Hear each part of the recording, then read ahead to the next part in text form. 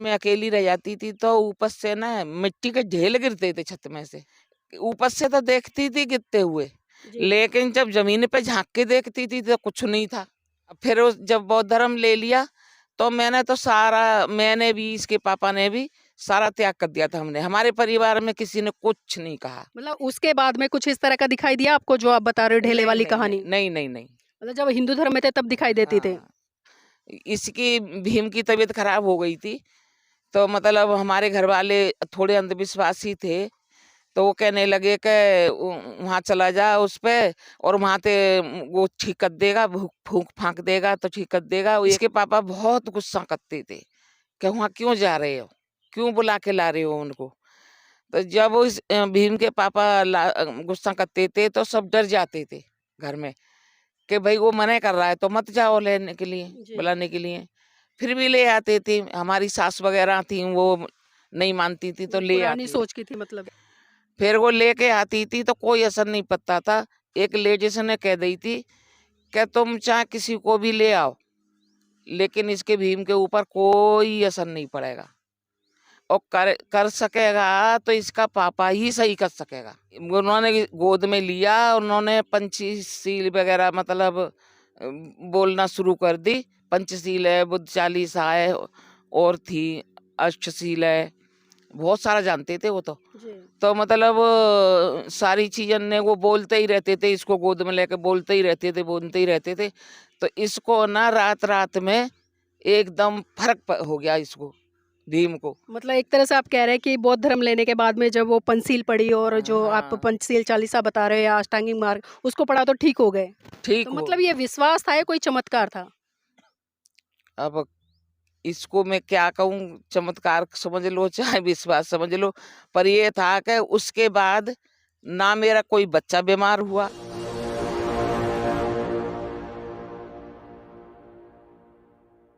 नमस्कार, आप देख रहे हैं एनबी न्यूज़ 24x7 नीलम बोध के साथ। और साथियों, आज मेरे साथ में एडवोकेट जय भीम प्रकाश जी की माता जी हैं। उन्हीं से चर्चा करूंगी कि उनके जीवन में किस तरह से बदलाव आया और किस तरह से उन्होंने अपने बच्चों को बौद्ध धर्म की दीक्षा देकर समाज में काम करने के लिए समर्पित कर दिया। माता जी, आपका स्वागत है एनबी न्यूज़ में। धन्यवाद। माता जी, जानना चाहूंगी कि आपके परिवार में जो बौद्ध धर्म है वो कब से आया? भीम पेट में था मेरे में, जब से इसके पापा लेके आए थे। कहीं एक एक दिन के लिए गए थे जी। मेरे मायके में। अब मेरे मायके में भंते जी आ रखे थे, बस एक दिन के वहाँ में ही बौद्ध बने थे। तो ऐसी क्या घटना घटी थी वहां पर जो आपके पति थे उन्होंने एक झटके में ही हिंदू धर्म को छोड़ दिया? कुछ बातें समझ में आ गई उनकी में बौद्ध धर्म की, तो उन्होंने आके मेरे को गाने वाने भी सिखाए थे, लेके लिखे लाए थे वो। और मतलब वो देख के आए वहाँ पे प्रचार वगैरह, तो उनको समझ में आ गई बात और उन्होंने बौद्ध धर्म ले लिया। हमने सुना है जो आपके जीवन साथी थे वो बहुत ज़्यादा हनुमान चालीसा का पाठ करते थे, हिंदू धर्म में बहुत ज़्यादा विश्वास करते थे और एकदम तरह से बहुत ही कट्टर थे हिंदू धर्म के। हाँ, तो जी। उससे पहले मतलब वो गुरु उसमें भी गए थे, गुरु नानक क्या कहते हैं, पता नहीं क्या कहते हैं उसको ना, सिख धर्म में। शिव धर्म में ना, सिख।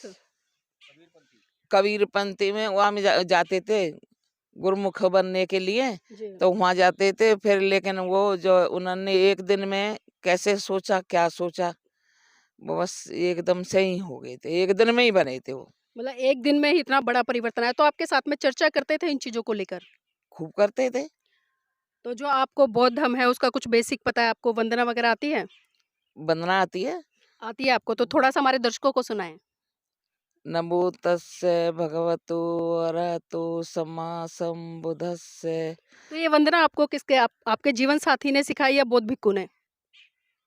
नहीं, मेरे जीवन साथी का ज्यादा वो था, मतलब उनका सहयोग ज़्यादा रहा है। ज्यादा रहा था। तो आपके घर परिवार में हिंदू धर्म के बाद में जब बौद्ध धर्म आया तो किस तरह के कार्यक्रम होते थे और किस तरह से आप बौद्ध धर्म को फॉलो करते थे? ऐसा है, मैंने बचपन से कभी व्रत तो रखे नहीं, जी। ना मैंने कोई देवता देवी पूजा पूजा भी नहीं करी मैंने कभी, ना मैंने व्रत रखे। एक दो व्रत करा होगा, होली से पहले एकादशी आती है उसका, एक दो बस मामूली, वो भी मन से नहीं होता था। जी। और जैसे एकदम से वो बौद्ध धर्म ले आई तो फिर मैंने मतलब एकदम से यही करना शुरू कर दिया। तो घर में सास ससुर भी रहे होंगे, किसी तरह का मनमुटाव रहा जब घर में बौद्ध धर्म अपनाया गया? नहीं। मतलब सबने स्वीकार कर लिया आसानी हाँ से? हाँ। आपके जीवन की कोई ऐसी घटना जिससे कि हमारे दर्शक भी थोड़ा सबक ले सके और उनके लिए प्रेरणा बन सके, कोई ऐसी घटना बताओ जिससे बहुत बड़ा परिवर्तन आया हो? भीम से पहले एक बच्चा मेरे हुआ था, जो आधे में ही चला गया था वो। जी। तो मतलब जब मैं बहुत बीमार रही थी, बहुत ज़्यादा, तो जैसे रात को सोती थी या दिन में अकेली रह जाती थी, तो ऊपर से ना मिट्टी के ढेल गिरते थे छत में से। छत में से? छत में से। मतलब आपने देखे? मैं मैं देखती थी, ऊपर से तो देखती थी गिरते हुए, जी। लेकिन जब ज़मीन पे झाँक के देखती थी तो कुछ नहीं था। मतलब मन का भाव था ये कि ऊपर से कुछ गिर रहा है। हाँ, आवाज़ आती थी। अच्छा, आवाज़ भी आती थी। हाँ, इतने इतने बड़े-बड़े मतलब ढेल थे, और वो ढेल मतलब गिरते थे ऊपर से। लेकिन आप जाँच करते थे, देखते तो नीचे कुछ नहीं हाँ, मिलता मैं था? नीचे देखती थी झाँक के का कितना बड़ा गिरा है, जी। लेकिन मुझे कुछ दिखाई नहीं देता था। ये मैं मतलब इसके भीम के होने से पहले की बात है। अब फिर उस जब बौद्ध धर्म ले लिया, तो मैंने भी, इसके पापा ने भी सारा त्याग कर दिया था हमने। हमारे परिवार में किसी ने कुछ नहीं कहा। मतलब उसके बाद में कुछ इस तरह का दिखाई दिया आपको जो आप बता रहे हो ढेले नहीं, वाली नहीं, नहीं, कहानी? नहीं, नहीं, नहीं। मतलब जब हिंदू धर्म में थे तब दिखाई देती थे? हाँ, इसकी भीम की तबीयत खराब हो गई थी, तो मतलब हमारे घर वाले थोड़े अंधविश्वासी थे, तो वो कहने लगे कि वहाँ चला जा उस पे, और वहाँ ते वो ठीक कर देगा, फूंक फांक देगा तो ठीक कर देगा। वो एक वो लेडीज थी, तो वो कहने लगे कि मतलब उसमें जाओ। झाड़ फूक वाले के पास? हाँ, झाड़ फूक वाले के पास, जी। तो क्या वो ठीक कर देगा। अब इसके पापा बहुत गुस्सा करते थे कि वहाँ क्यों जा रहे हो, क्यों बुला के ला रहे हो उनको। तो जब वो भीम के पापा गुस्सा करते थे, तो सब डर जाते थे घर में कि भाई वो मना कर रहा है तो मत जाओ लेने के लिए, जी। बुलाने के लिए। फिर भी ले आते थे। हमारी सास वगैरह थी, वो नहीं मानती थी तो ले पुरानी आती थी। सोच की थी मतलब। कैसे जी। का ये 20-22 साल में पहला बच्चा था, तो इसीलिए भीम के ऊपर ज्यादा लाड़ था। तो भीम के उससे मतलब उनको लगाव बहुत ज्यादा था, इसीलिए इसको ज्यादा वो करती थी। फिर वो लेके आती थी तो कोई असर नहीं पड़ता था। एक लेडीज ने कह दी थी कि तुम चाहे किसी को भी ले आओ, लेकिन इसके भीम के ऊपर कोई असर नहीं पड़ेगा, और कर सकेगा तो इसका पापा ही सही कर सकेगा, उस लेडीज ने कह दी थी। तब इसके पापा कहने लगे कि भाई भीम के पापा कहने लगे कि मतलब लाओ मेरे को दो बच्चे को। जी। तो उन्होंने गोद में लिया, उन्होंने पंचशील वगैरह मतलब बोलना शुरू कर दी। पंचशील है, बुद्ध चालीसा है, और थी अष्टशील है, बहुत सारा जानते थे वो तो। जी। तो मतलब सारी चीज़ें ने वो बोलते ही रहते थे, इसको गोद में लेके बोलते ही रहते थे, बोलते ही रहते थे। तो इसको ना रात रात में एकदम फर्क हो गया इसको, भीम को। मतलब एक तरह से आप कह रहे हैं कि बौद्ध धर्म लेने के बाद में जब वो पंचशील पढ़ी और जो आप हाँ, पंचशील चालीसा बता रहे हो या अष्टांगिक मार्ग उसको पढ़ा तो ठीक हो गए। ठीक तो हो। मतलब ये विश्वास था या कोई चमत्कार था? अब इसको मैं क्या कहूँ, चमत्कार समझ लो चाहे विश्वास समझ लो, पर ये था कि उसके बाद ना मेरा कोई बच्चा बीमार हुआ, और ना मैं मतलब खैर ऐसी हरी बीमारी तो लगी रहती हैं, लेकिन ना मैंने कभी ऐसी कोई परेशानी नहीं उठाई बौद्ध धर्म अपनाने के बाद में। बस यही है कि उनको समय आ गया, वो चले गए। मतलब आपने जो रूढ़िवादी परंपराएं थी, पूजा पाठ कर्मकांड ये सारा त्याग दिया सारा त्याग दिया था और एकदम। कोई घटना भी नहीं घटी ना घर में? भंते जी रखे थे हमने, जी। भंते जी कम से कम ना 1-1.5 महीना हमारे घर रही थे वहीं पे। तो और मतलब उसको खाना बाना एक टाइम खाना खाते थे वो, एक जी। टाइम दूध फूद ले लेते थे। बस फल तो थे ही नहीं गांव में पहले इतने।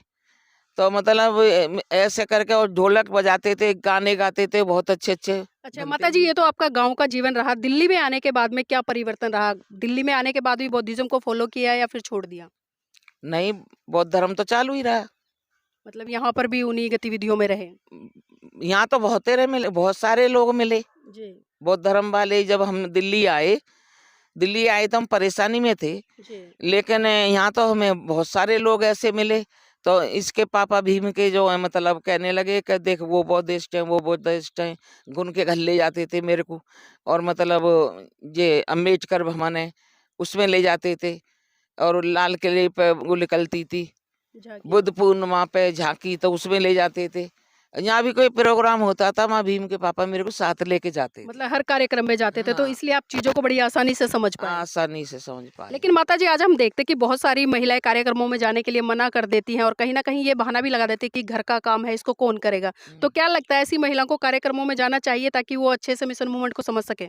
बिल्कुल जाना चाहिए, जाने से कितना बड़ा प्रभाव होता है? बहुत सारा। बहुत सारा। हम्म, तो अभी वर्तमान में जो आपका परिवार है और आपके बच्चे हैं, किस दिशा में काम कर रहे हैं?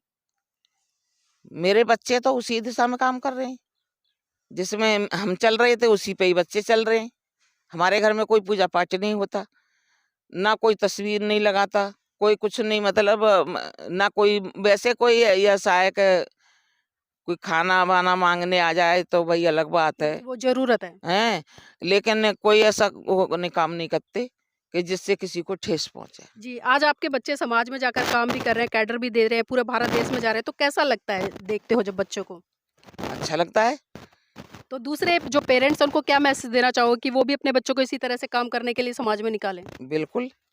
जी, तो देखिए, ये थी एडवोकेट जय भीम प्रकाश जी की माताजी, आज जिनसे हमने चर्चा की और उनके जीवन में किस तरह से परिवर्तन आया और आज जो पूरा परिवार है किस तरह से बुद्धिज़्म की तरफ बढ़ रहा है। और बढ़ ही नहीं रहा, बल्कि हम कहेंगे कि जो एडवोकेट जय भीम प्रकाश जी है वो धम्मपद संघ के माध्यम से लगातार भारत के विभिन्न-विभिन्न कोनों में जाकर धम्म का प्रचार कर रहे हैं। तो वास्तव में पूरा परिवार साधुवाद का पात्र है और जिस तरह से माताजी ने या इनके जो जीवन साथी हैं, उन्होंने हिंदू धर्म का त्याग करके एक वैज्ञानिक सोच की तरफ बढ़े, तो हम इन्हें मंगल कामनाएँ देते हैं और उम्मीद करते हैं कि आने वाली जो पीढ़ियाँ होंगी इनकी, वो भी इसी दिशा में, इसी मार्ग पर चले, ताकि अपना व परिवार का व समाज का कल्याण कर सके।